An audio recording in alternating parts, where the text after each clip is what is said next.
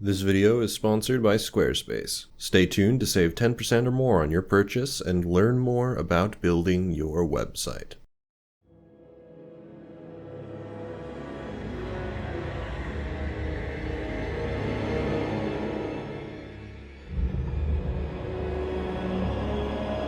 My son, the day you were born, the very forests of Lordaeron whispered the name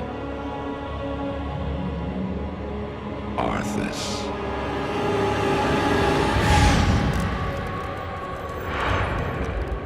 When I was 11 years old, I took the plunge into the world of Warcraft. My friend and I went about installing Wrath of the Lich King using the CDs we got from the box, back when that was a thing people did on their PCs, and the rest was history. We played the hell out of it, all the way through Cataclysm. I have fond memories of exploring the world, hanging out with my friends, meeting new people in my guild. For a child with a lot of free time, it was an escapist fantasy. We didn't do hardcore raiding or anything. In fact, I don't know that I've ever done the endgame stuff in WoW. I was far more interested in exploring the beauty of Outland for the first time, arriving on the shores of Northrend, soaking in the vast expanse of Vashj'ir. Most of my fond memories playing WoW have something to do with its world and my place in it. Though I completed the main story quests in Mist of Pandaria and Legion, nothing WoW did was able to attract my attention again in quite the same way. Nay, no MMO was able to do it.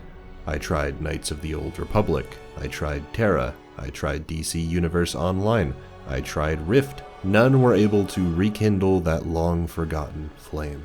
Thus did I conclude that I had simply outgrown MMOs. I had outgrown the need for these never-ending experiences. I had outgrown that continual denial of finality. I was ready to move on from the genre entirely. And so I did. For a time. One game I left out of that list of trials was Final Fantasy XIV. Its Heavensward expansion had just been released, and I thought the trailer was really cool. Specifically, I was really interested in what they showed of this cool castle that had floating islands surrounding it. So I tried it. I bounced off almost immediately. Like most other MMOs I had played, it had an incredibly slow start.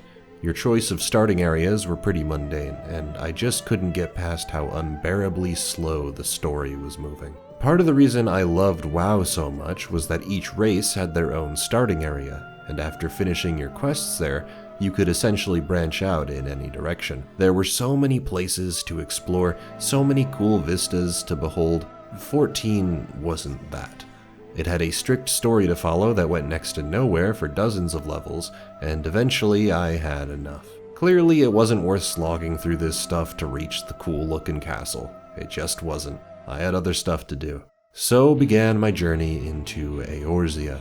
My years-long journey, playing on and off, eventually slogging through to the end of A Realm Reborn, suffering through the patch quests before they were fixed, making my way through Heavensward. And I'll be honest, not even the critically acclaimed expansion which came after A Realm Reborn was keeping my interest in its entirety. It was good, much more enjoyable than A Realm Reborn, but I was always super underleveled for the main story quests, meaning I'd need to run several dungeons almost all the time just to keep my level up. I didn't really know too many people that were playing it, and so I was kinda just slogging through dungeons on my own, and there was nothing going on in the story that kept me pumped enough to go through that grind. So I just kept watching the amazing Shadowbringers trailer, telling myself that this was what I was in for if I just stuck with it. I had to see what was going on there, I needed to. Alas, somewhere around level 57 or so, I had to take a break. It was just too much. Recently, I returned. I thought, hey, maybe I should go back and finish Heavensward. I'm still interested in making it to Shadowbringers someday. So I finished Heavensward, and it was good, but it didn't really blow me away. I wasn't on the edge of my seat to see what happened next. That is, until a trial known as the Final Steps of Faith. I won't show or go into detail about it until later, but suffice it to say, this moment completely changed my outlook on Final Fantasy XIV. It was the moment that recontextualized everything, the point at which I fell madly in love with it. It made me appreciate the journey of Heavensward so much more, and more importantly, I needed to see why Shadowbringers was apparently even better. And so that's what I did. I made it to the end of Shadowbringers, and now, I never thought I'd be saying this, but an MMO has finally not only won my attention, but rekindled the dying flame that World of Warcraft left behind.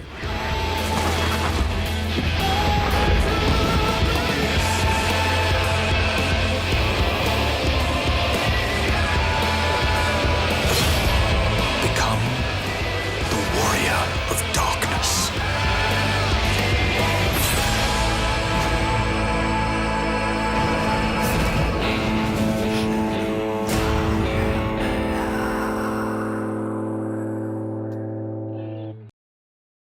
Have you ever wanted to create a website for anything? To make a readily accessible portfolio? To share your art with the world?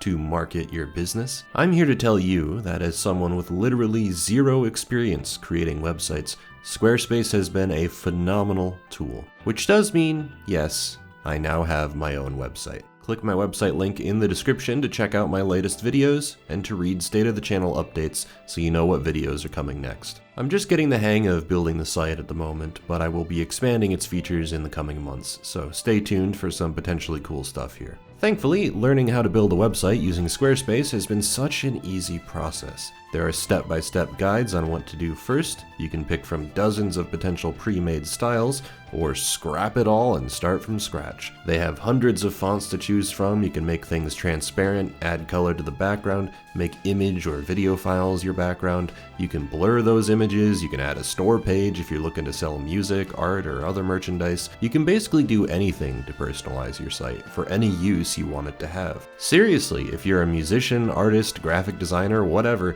I guarantee you Squarespace will be helpful to you. So, if you're looking to get started using Squarespace, you can begin your free trial today at squarespace.com/KingK using the code KingK to get 10% off your first purchase. That's squarespace.com/KingK using the code KingK to get 10% off your first purchase. There's really no excuse not to have a website these days, so get started now with the easiest, most accessible tool.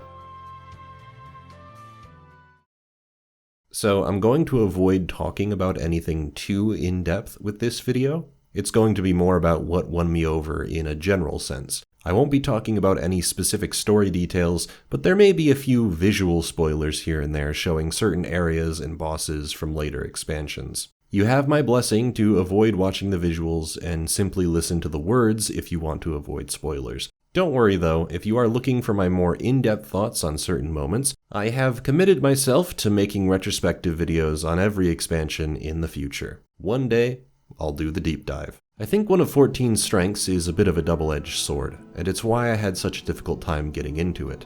Unlike other MMOs, you are required to progress the story in order to reach new areas and content. As a WoW player who didn't read quest text, this was a pretty jarring transition, one that I did not immediately take to. Doesn't help that A Realm Reborn is perhaps one of the most bog-standard fantasy tales I've ever seen. I wouldn't call the entire thing terrible or anything, but there were certainly many moments that tried my patience in between the badass primal fights. Near the end, it starts to ramp up a bit in intensity. You get to hear more of the interesting voice acting, and it ends in a decent enough place. Or so you think. And then it sends you to another 100 quests. Again, I played before it was fixed, that are arguably even more frustrating than the ones which came before, seeing as we've now concluded a narrative arc and are sorta just floundering around in random dungeons waiting for the next expansion to start. There are brief glimmers of intrigue in the story, but nothing all that interesting really happens until the very end leading into Heavensward. Asking players to go through all of that sucks. I have always despised the "oh, it gets better later" argument, especially for games which are longer. Sure, if the first hour didn't grab me, I won't go too hard on it if the rest are bangin'.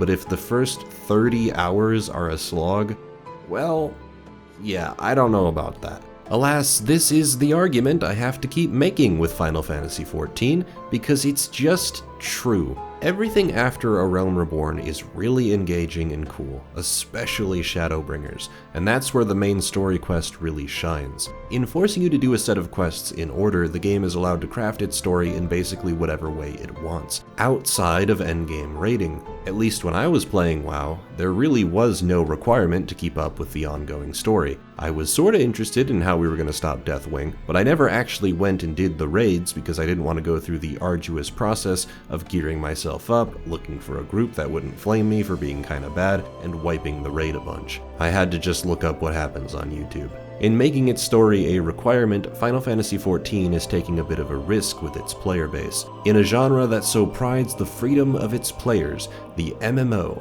restricting your player's ability to interact with the game world like this is almost unheard of. But what it results in is a player base that will be invested in the story, provided they don't skip the cutscenes. They might not love everything about it, but they are following it. And if they're still playing the game at this point, it's likely because they care about it. Lord knows that's why I'm still playing. Once you get past that initial restriction, you realize why it's beneficial to build an MMO like this. Almost every activity has relevance to the story. Most quests, dungeons, raids, trials, your motivation to do them isn't to get to max level or something, it's to experience the content. The story associated with it, the new music, it has the advantages of a single-player RPG bunched together with the advantages of an MMORPG. Those dungeons, raids, and trials can be played with friends, and you can all play through the story at the same time.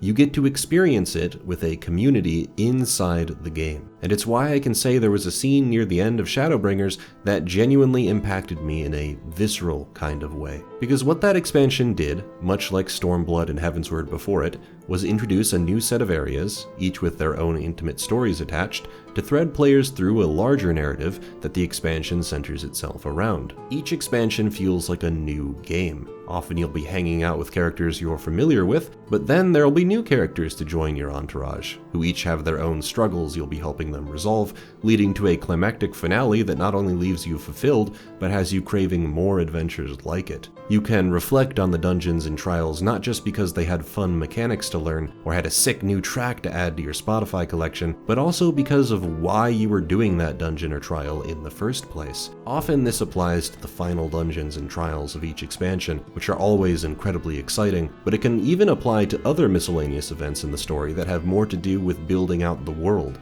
or wrapping up a smaller story happening in the background. The point is that you're always learning more about the world and its characters, but it's a little more than just that. Unlike other Final Fantasy games, hell, unlike other MMOs, the importance your character has in Final Fantasy XIV is unparalleled. You are the Warrior of Light, Hydaelyn's chosen champion. Everyone expects that you're going to come in and save the day. Which is, again, why it's pretty jarring to go through portions of A Realm Reborn. For the supposed chosen one, you're more like a delivery man who occasionally slays some primals. It isn't until you take the fight to the Empire that you actually feel a glimmer of that potential in yourself, but even then, there's a lack of any real agency on the part of the player. They'll be seen awkwardly standing around in cutscenes with absolutely no input. They're a faceless, voiceless weapon the Scions point at their enemies. But that's the thing. Once you've beaten A Realm Reborn and slowly move into Heavensward, you build a bit of a reputation. You begin to affect the world on a much larger scale. You get embroiled in an endless, ageless battle between man and dragon. You become involved in various revolutionary movements against the Empire. You help a faraway land on the brink of ruin find the courage to rebuild. Slowly but surely, you earn your title. You fight for freedom. You help anyone and everyone in need and become a force of nature in Eorzea. And along that journey,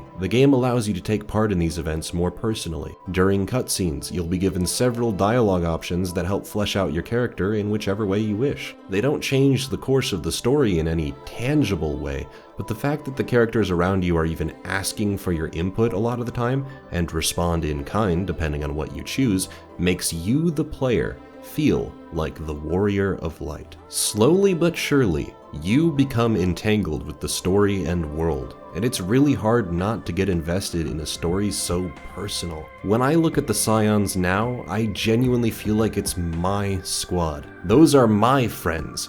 you don't fuck with them while I'm still standing. This connection to my player character only strengthens the attachment I feel to his appearance, his job, the way he carries himself. I mean, making my character look cool has always been something I'm interested in. I still have a really strong connection to my Night Elf Hunter and my Draenei Death Knight. I wanted them to wear some really cool armor. I wanted to take pride in my chosen class and weapon set so that other players around me would appreciate that. I was interested in it so that I could differentiate myself from others.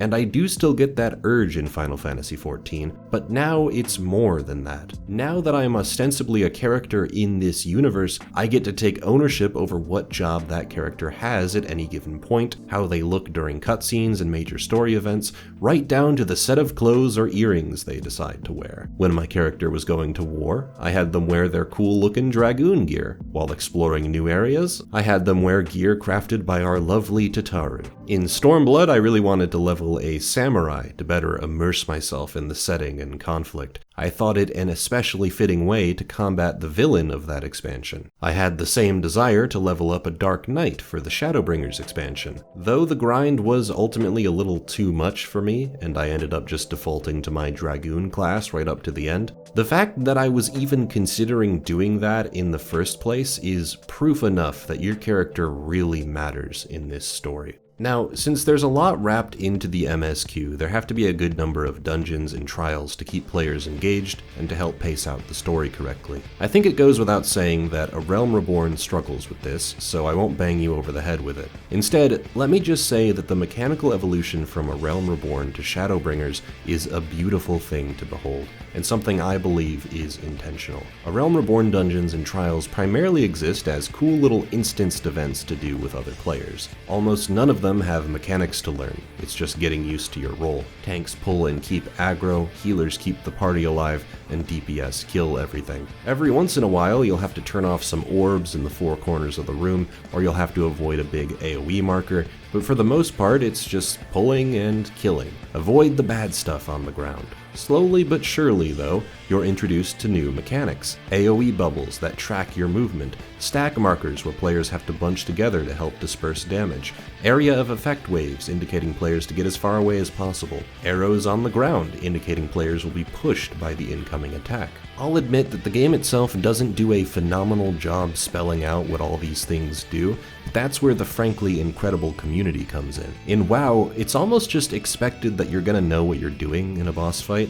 If not, there's a pretty good chance someone's gonna get angry at you. It's just the experience I've had playing the game. In Final Fantasy XIV, every single time I've done a mechanic wrong and died, or was partly responsible for a party wipe, the party was really cool with it. They explained what went wrong, what to do instead, what certain mechanics meant, and I learned how to play the game from all these kind players who just want us all to have a good time. I don't know about you, but there's something kind of special about having your party explain how the game works to you in their own words, in their own way, forever personalizing your learning process. And they have every incentive to do this thanks to several subtle mechanics. Experienced players who are leveling other jobs are often placed by the game in parties with sprouts, players that are new to the game and have a green sprout icon next to their name. When starting a dungeon with someone who hasn't run the dungeon before, you'll get an on-screen indicator telling everyone that one or more people haven't been here before, letting everyone know, without singling anyone out, that experienced players will probably want to help explain to new players what to look out for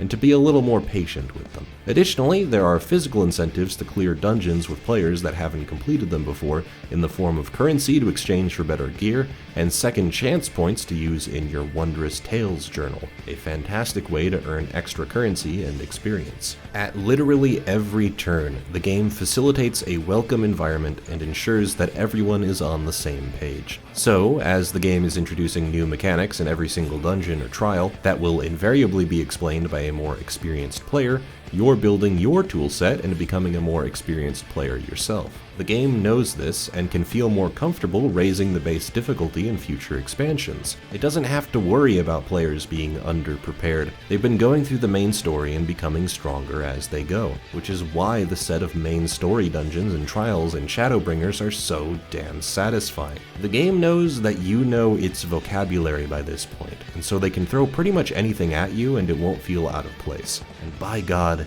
is it satisfying. All of this swirls together into that single trial. The moment in time where everything came together and I realized there was something really special here. The final steps of faith. Again, I won't go into specifics, but if you know what's happened in the story up to this point, you know. But let me set the scene in a more general, vague sense. This trial is the culmination of the entire story of Heavensward, what I consider to be the true climax of its central conflict. Up to this point, Dragon Song by Nobuo Uematsu has been a powerful leitmotif threading each piece, each area, and each story moment together. But here you are, finally staring down your final obstacle, and Dragon Song plays in full. Your character, the Warrior of Light, an Azure Dragoon in my case, has fought tooth and claw in this conflict. You're ready to end it. But it's a fight that, for various reasons, you don't want to have. This didn't need to happen. There's a pain to this encounter that's captured quite beautifully. Then, you enter the trial. There are 3 phases to the fight, each of them using mechanics you've learned. Stack markers, player-targeted AoEs, knockback moves. It's one of the more difficult fights, and I remember wiping a lot the first time I did it. But we soldiered through. We talked out our strategy, we improved our movement, we learned the fight, and we persevered. The fight was over, and with it, Heavensward came to a close. We get some great moments with some, at this point, beloved characters, and get ready to welcome a new adventure. This is where I was hooked. I was enjoying the game before, but this is when I decided it was something special. And let me tell you, my love for it has only grown since. Final Fantasy XIV is a game that took a long time for me to understand, and to be honest, there were moments where I genuinely thought I'd never have it in me to push through. That this would inevitably become one of those games I desperately wanted to get into, but couldn't. I'm glad that didn't happen. I'm glad that I can be here, caught up in the maelstrom of new people flocking to the game, getting ready for the release of Endwalker in November. I'm excited to be able to experience what it's like to play one of these expansions at launch, especially one that will end the decade-long story arc. It harkens me to know that there's still so much for me to do. Jobs to find and play, side raids to experience, higher difficulties to build up the courage for, cool gear to find, relic weapons to obtain. I'm ready for this game to completely destroy my life, for I have become its prisoner. It took a while, a long while, but now I can finally say, I love Final Fantasy XIV.